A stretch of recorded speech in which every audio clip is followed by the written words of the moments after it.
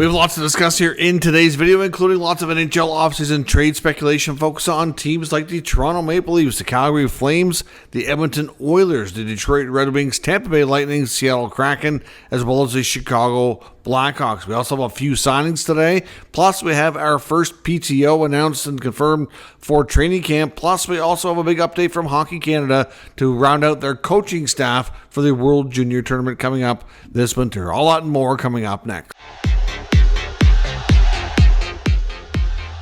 So welcome back to another video here at Top Shelf Hockey. As I mentioned, we have lots to discuss in today's video. We'll start first with a few signings. Another one, which is one of the RFAs who had filed for arbitration, and National Blackhawks goaltender Arnold Sodorblom. So another arbitration case has been avoided by this contract coming to an agreement here ahead of that process. So Sodorblom and the Blackhawks agree on a 2-year contract worth $2.75 million per season. So that's pretty fair. I mean, last year he played 36 games, 3.18 goals against, .898 save percentage. To be fair, just shy of 900 on a really bad team. It's not that bad. He's still, young enough that this contract it makes sense to me. It's not an overpayment. It's not a steal or anything. It's just, to me, it's just okay. I think based on what he's done so far, I think he's deserved, obviously, a raise over his previous contract. This team is going to continuously, hopefully, get better. And as the team gets better, his numbers should get better as well. But Sodorblom and the Blackhawks avoid salary arbitration and get this contract done. So now the next potential arbitration case would be on July 30th with Dylan Sandberg and the Winnipeg Jets. Hopefully, they come to terms and have something agreed upon ahead of time. Like I said before, you quite often don't have good outcomes on a long-term basis going through arbitration. So hopefully they can have that all sorted out. We also had a signing today in St. Louis. They've signed RFA forward Nikita Alexandrov. He gets a 1-year, 2-way contract. His 2-way contract, though, is pretty lucrative on the American Hockey League side of things. It's league minimum at the NHL level, $775, and $300K at the NHL or AHL level. And as I mentioned as well, we have our first PTO, and that's Connor Sheary agreeing to a PTO with the New York Rangers. So he'll go to training camp and try to earn himself a contract. Now, of course, Sheary was previously with the Tampa Bay Lightning and decided to terminate that contract. Wasn't getting ample opportunity. Spent most of last year in the minors, and mutually agreed to let that contract go and in search of another one. Obviously, I suspect he probably had hoped and planned that he would have a contract through free agency for next year, not a PTO. But obviously, with his lack of NHL exposure lately, and obviously, his game, fair to say it slipped from where it peaked out in Pittsburgh. I'm not sure with the Rangers squad, with the way things are looking, what the likelihood is that he'll turn that into a contract, but certainly he'll have an opportunity. Sometimes PTOs don't always lead to contracts with the team that brings you in either. Other teams will be watching. That's the one benefit of the preseason and preseason games. Not so much for guys on long-term deals or the vets that are in solid standing, but for guys like this that are going to camp on a PTO, they probably want to get into as many games as they can because they want to showcase themselves for a contract.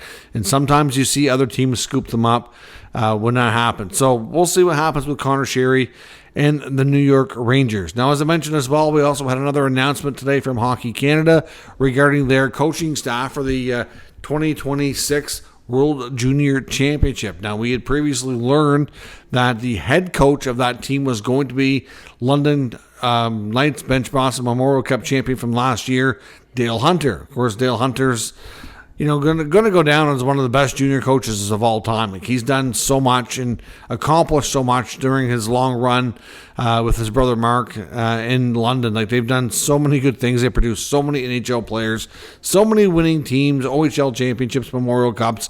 They just continue to do it year after year after year. So certainly nice to see Hunter get that opportunity. Now, he's been in this role before. This isn't the first time, but after last year's performance at the tournament, I think it's fair to say that Hockey Canada needed to make some big changes, and hopefully this will be a good one for them. Now, he's put together a pretty good staff. And I'm not sure in this case how much say the head coach has in the assistant coaches, but I know regardless if it was Dale Hunter's input or Hockey Canada's input, I think they've done a fantastic job here. So they've also added Gardner McDougall of the Moncton Wildcats and formerly here of the University of New Brunswick Reds, of course, from my hometown of Fredericton, and then Brad Lauer of the Spokane Chiefs from the Western Hockey League. So again, tremendous opportunity for both of these guys. Gardner McDougall in his first year as major junior coach goes into Moncton, leads them to a Quebec Major Junior Hockey League championship, leads his team to the Memorial Cup. Unfortunately, they fell short. They also faced a team tragedy during that tournament, which I'm not saying that's why they lost, but I'm sure it was a good enough distraction, and it didn't help, that's for sure. But Gardner is an older late bloomer, and it's not even really a late bloomer. It's just he's had opportunities in the past and has chosen to stay. He has tenure at UNB is legendary in Canadian university ranks. The amount of national championships he's brought home here to Fredericton at our University of New Brunswick school is phenomenal. And I know for a fact just through mutual connections that he's had opportunities not only for junior but even higher in the pro ranks to move along sooner, and he's chosen to stay back, and he loved his time at UNB. And of course when he went to Moncton this past year, he had opportunity to team up with his son Taylor. So Taylor's the GM in Moncton, he's the head coach. Opportunity of a lifetime for those two to work together, and nice to see him getting the opportunity here as well. So not only did he do a great job with Moncton, but when he was still coaching UNB a few years back when it was the St. John Sea Dogs that were hosting the Memorial Cup, they bombed early in the playoffs, so they ended up going to that Memorial Cup tournament just as the host team, not as league champions like they were hoping to. But after the early exit from the playoffs, the Sea Dogs fired their coach, brought in Gardner, and he had, I think, about a month to work with that team. After their playoff exit before the tournament, completely turned things around. They went and they won. So he was a Memorial Cup champion without ever coaching a regular season game in the queue. It was kind of phenomenal. And then he had an opportunity to coach the Canadian U18 team, which won gold as well. So his resume has been building a lot in the past couple of years, even though he's waited a long time to pursue higher levels of hockey. So this is a phenomenal opportunity for Gardner McDougall, and I'd like to see him, hopefully in the next year or two, get a chance to be the head coach for this tournament. He just seems to turn everything to gold, and everything he does, he seems to win everywhere. So I'm hoping, even though he's, like I said, a little bit of an older coach, that he'll get that chance. Nice to see him in the NHL too sometime before he fully retires. At least that's the hope on my part, and I'm sure something that he seems to be trending towards now. We'll see where things go. As I mentioned, Brad Lauer, also a great addition to that coaching staff. Great staff there for Canada going into this next World Junior Tournament, which will be something they want to bounce back and certainly have a much better showing than they have recently after back-to-back American gold medal victories. Now, as I mentioned in the rumor mill, well, lots of things to take a look at here today. Variety of things. We'll start with an article that came from Detroit Hockey Now, but we can kind of connect that into some other trade bait boards and articles from other insiders, including Dave Pagnotta's most recent trade bait board, which was just updated a couple days back. And we can even cross-reference that with, I know, Nick Kiprios's and Chris Johnson's trade bait boards as well. In the past, I think the last updated more about a week ago, but still, all the players referenced in this article definitely have been in the rumor mill and definitely appear to be available. I know the Detroit article references the fact that they certainly don't think and certainly hope that the management team and Steve Yzerman are not done retooling the D-core. Obviously, right now you'd see a very similar looking top four with Seider, Sherratt, Edvinsson, Johansson.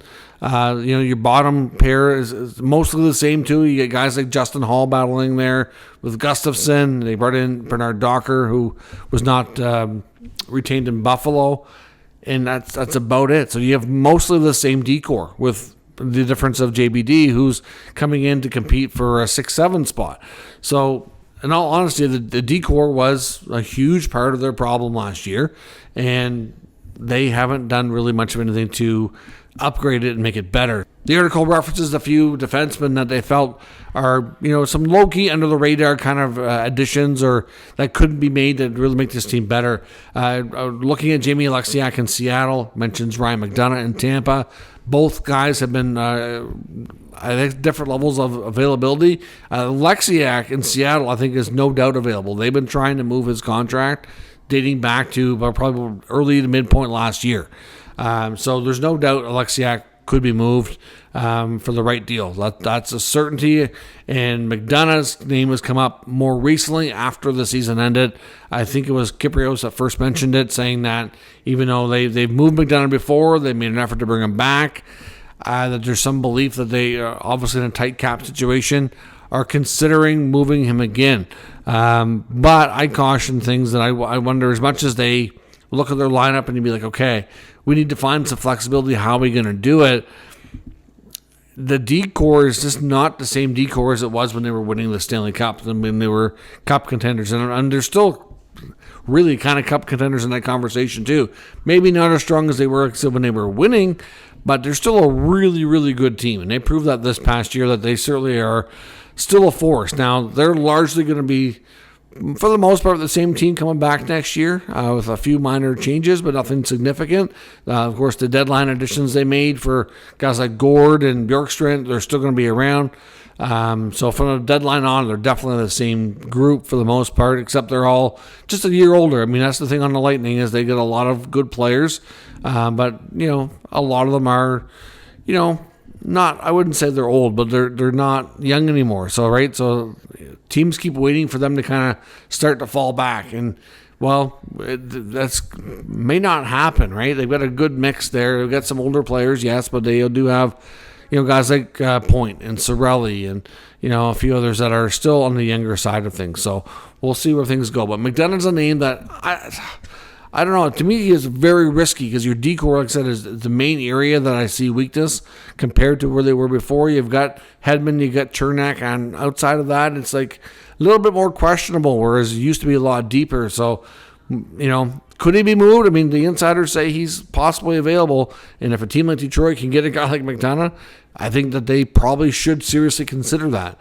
I think he'd be a big upgrade and would add, to that. I mean, obviously, the article also references that, right now, guys like Hall, Gustafsson are, kind of battling it out for that third pair spot. But, does it make sense to have some of your young talent that you're hoping for the future, be in a 6-7 role and not play every day and not get big minutes? It probably doesn't, right? I mean, you've got Sandin Pellikka coming and a few others there, but you want them probably to be in the American Hockey League and playing a big role, getting a lot of situational play, power play, penalty kill, and all that kind of stuff. So, yeah, their D-core to NHL level needs more veteran help and needs some changing. And guys like McDonagh and Alexiak definitely in that mix. Now, the article doesn't mention another name on the blue line that is available as well, and that's Blackhawks right shot defenseman Connor Murphy. Murphy's another name here we haven't really talked about a lot, but he's been on the mini trade bait boards here for a while. I know when it comes to Pagnotta's report here from,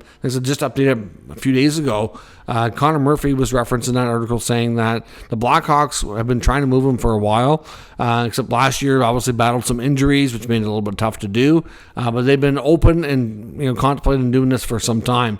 Had some conversations around him, nothing's materialized, but a veteran guy who's now entering the final year of his contract, right shot, there's enough to like about his game, especially in a reduced role and a stronger team, that Connor Murphy very well could be a low-key addition, to a lot of teams' blue lines.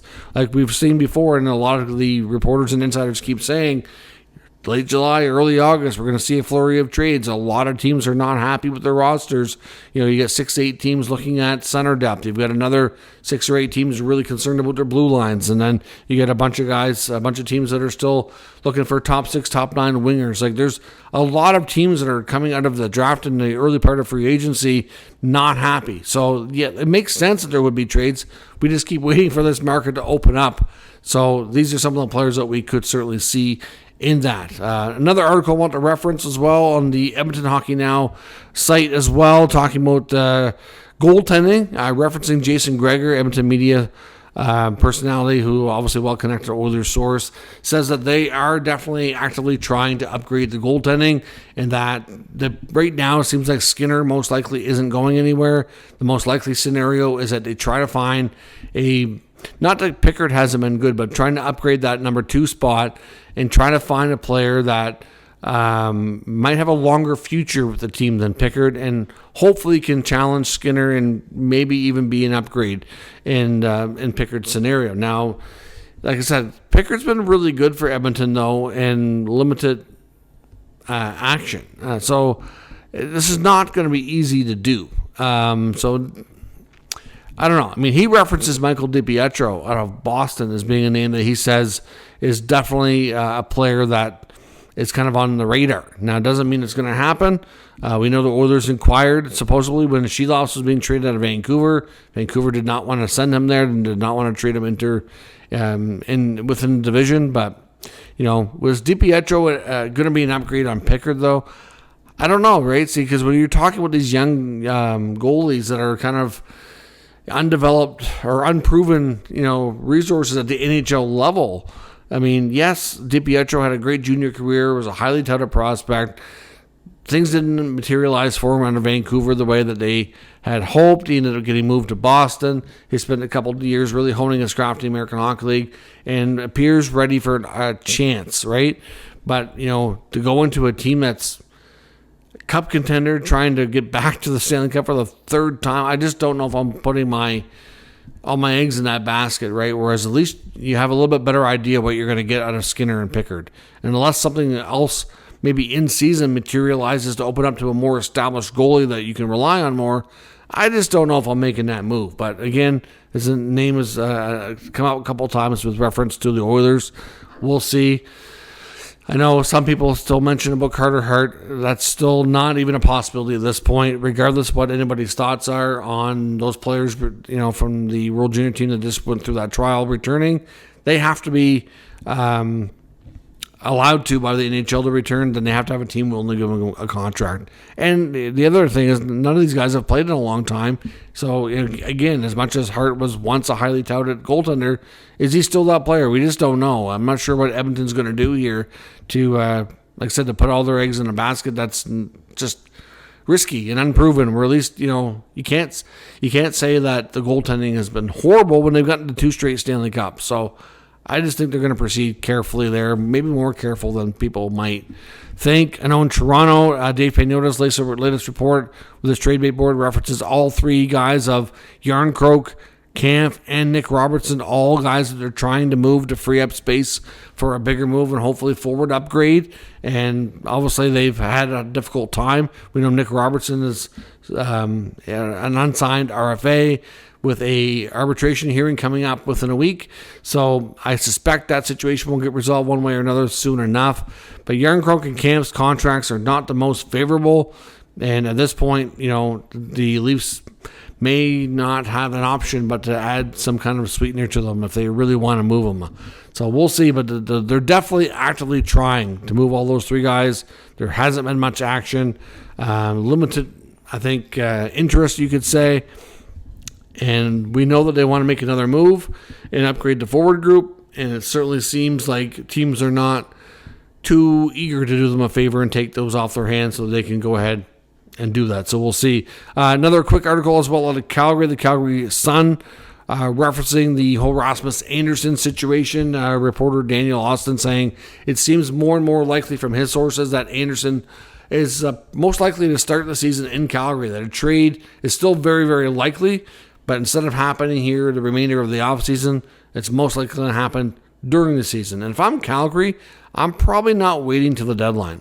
To me, Calgary's a team that's, I don't know if they're going to be a playoff team or not. I think they have potential to be, and I just don't know that it's going to be in the team's best interest if they're anywhere near a playoff spot getting towards the deadline to subtract at that point. I would try to resolve this situation as soon as they can so that they have whatever the team is going to look like post-Anderson trade to see what they have and to build upon that, right? And to give, I assume they'll try to get a defenseman coming back so they can do that. I mean, Dallas and Vegas remain the most likely teams from everything that we've heard around the NHL. Obviously, teams that are trading for Anderson are going to probably be very interested in him signing an extension.